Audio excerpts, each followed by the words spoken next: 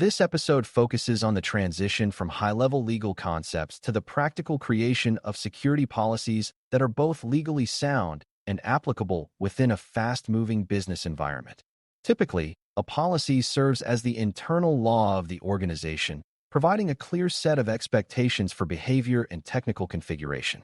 In practice, the most effective policies are those that find a balance between protecting the company's assets and allowing the employees to perform their jobs without unnecessary friction. What this means is that a successful policy is not just a document that sits on a shelf, but a living guide that informs the daily decisions of every staff member. Creating such a document requires a deep understanding of both the regulatory landscape and the specific operational culture of the organization. Before we continue, a quick note. This audio course is a companion to our course companion books. The first book is about the exam and provides detailed information on how to pass it best.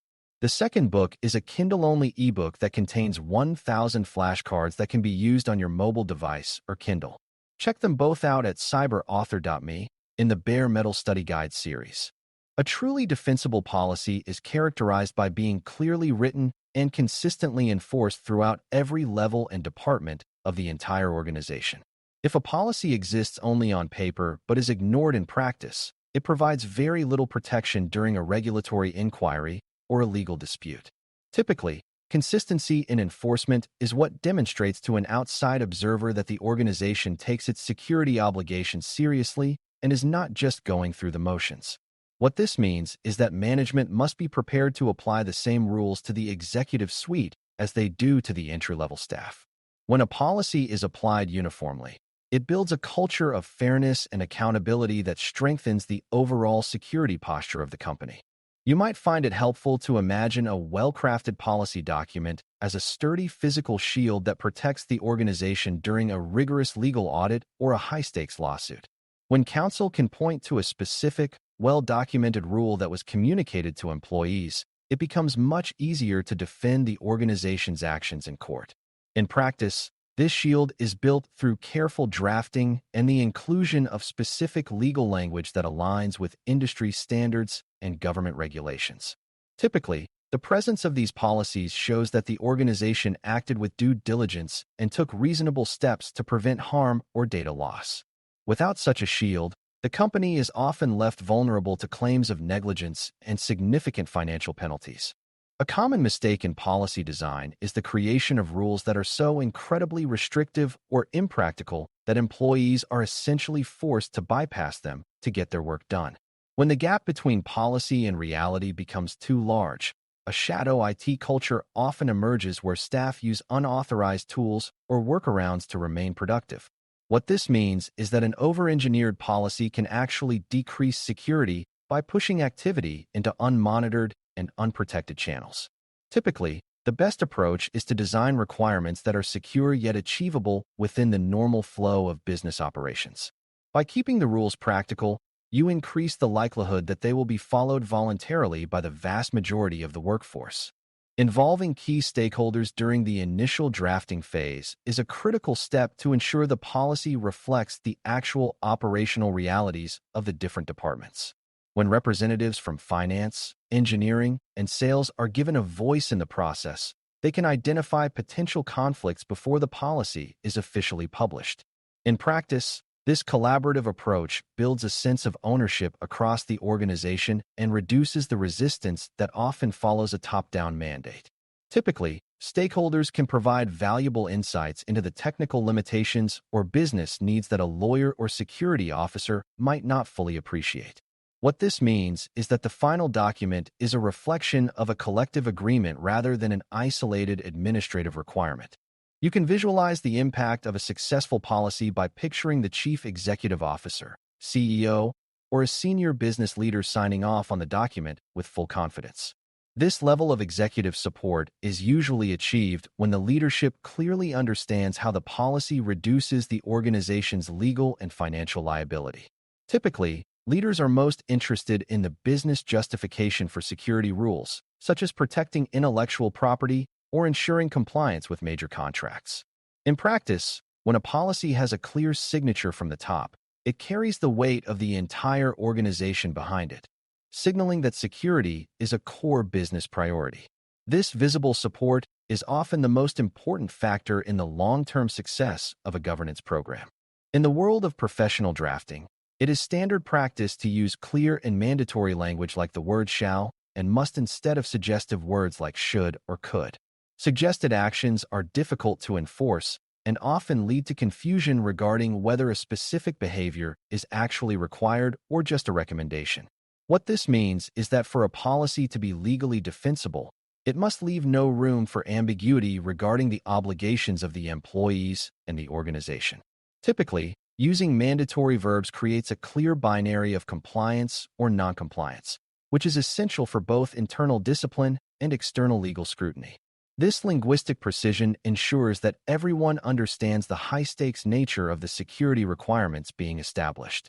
Reviewing the entire policy lifecycle, from the initial creation and distribution to the eventual retirement or update of the document, ensures that your rules remain relevant and effective. Technology and law evolve rapidly, and a policy that was written 5 years ago may no longer address the current threat landscape or regulatory environment. In practice, this lifecycle management involves regular reviews, typically on an annual basis, to identify any sections that are outdated or no longer applicable to the business. Typically, this process also includes a mechanism for gathering feedback from the employees who live with these rules every day. By keeping policies current, you maintain their credibility and ensure they continue to serve as an effective tool for risk management. Imagine a high-stakes court case where a judge or a regulator asks for proof that your employees were actually trained on the specific policy in question. It is not enough to simply have the document posted on an internal website. The organization must be able to demonstrate that the staff understood and acknowledged their responsibilities. In practice, this often involves tracking attendance at training sessions or requiring a digital signature on a policy acknowledgement form. Typically, a lack of documented training is seen as a failure of the governance program, making it much harder to hold an individual or the company accountable for a violation. What this means is that the education of the workforce is just as important as the writing of the policy itself. It is helpful to recognize that a security policy without a clearly defined enforcement mechanism is merely a suggestion in legal and professional terms. For a rule to have real-world impact, there must be a known process for identifying violations and a set of consequences that are applied fairly and consistently. In practice, this often involves working closely with human resources, HR, to ensure that the policy aligns with employment laws and internal disciplinary procedures. Typically, the knowledge that a policy is actively monitored and enforced acts as a powerful deterrent against risky behavior and internal fraud. What this means is that enforcement is the final, essential step that gives the entire governance framework its strength and its legal validity. We have now explored the critical transition from abstract legal and regulatory requirements to the creation of concrete, enforceable internal security policies. This process is what transforms a vague desire for security into a structured and measurable program that can be managed over time. Typically, the most successful organizations are those that view policy creation as a core strategic activity rather than a one-time administrative chore. What this means is that as you move forward in your career, your ability to design and implement these documents will be one of your most valuable professional skills. By grounding your work in the principles of defensibility and practicality, you create a foundation for lasting organizational success. A very simple yet powerful quick win for any policy project is to ensure that every single document begins with a clear and concise statement of its overall purpose. This section explains exactly why the policy exists, which specific risks it is designed to mitigate, and which laws or regulations it is intended to satisfy.